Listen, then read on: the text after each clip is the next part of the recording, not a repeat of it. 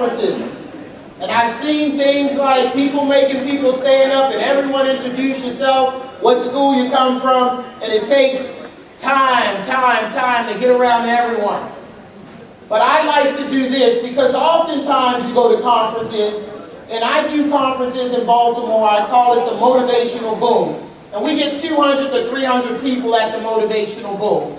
And I do an activity just like this. Because this way you get to connect with one or two people, you get their information, and you can share resources. See, an excelling leader doesn't have time often to hear everyone's story. But they're open to hearing at least one or two people's story, or connecting and learning about at least one or two people's resources that they have to share.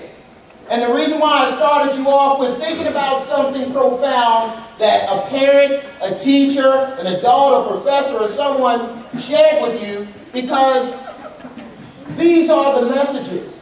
These are the inspirations that make up your value system that guides you today. And I know for me, my mother, she taught her kids. We grew up in a community known as Cherry Hill. It's one of those communities in Baltimore where when you cut on the news, it's one of those communities where all you hear about is violence. The young men in my community were taught only two things come out of Cherry Hill: criminals and jail time. But I had a mother. Her positive affirmation for her children was education, education, education.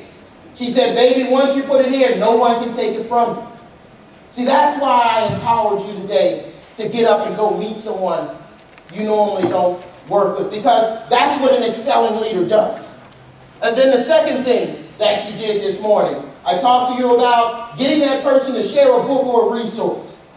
Because we, as minorities, often, and we come to places, and we'll sit there and we'll look at each other. And we'll keep walking like we didn't even see each other. But we are a melting pot of knowledge, a melting pot of resources that can help someone. And oftentimes that book, that resource you shared, can be the reason that someone unlocks their full potential. And they're able to rise above their challenges. They're able to go out and do great things. And then the last thing that you did was sharing a leadership tip. Because this is why we're here, excelling in leadership. Excelling in leadership, challenging leadership, and changing leadership.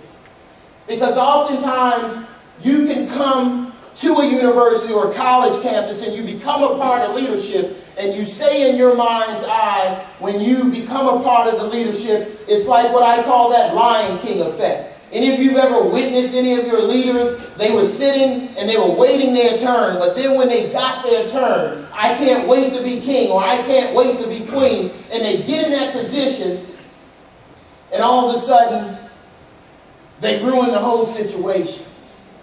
That's what I call the Lion King effect. But even in the movie The Lion King, he went back and he learned the right way to improve himself, to influence others, to use his leadership voice in a positive way. And when he came back that second time, he was ready. And that's why you need presentations like this. That's why you need conferences like this.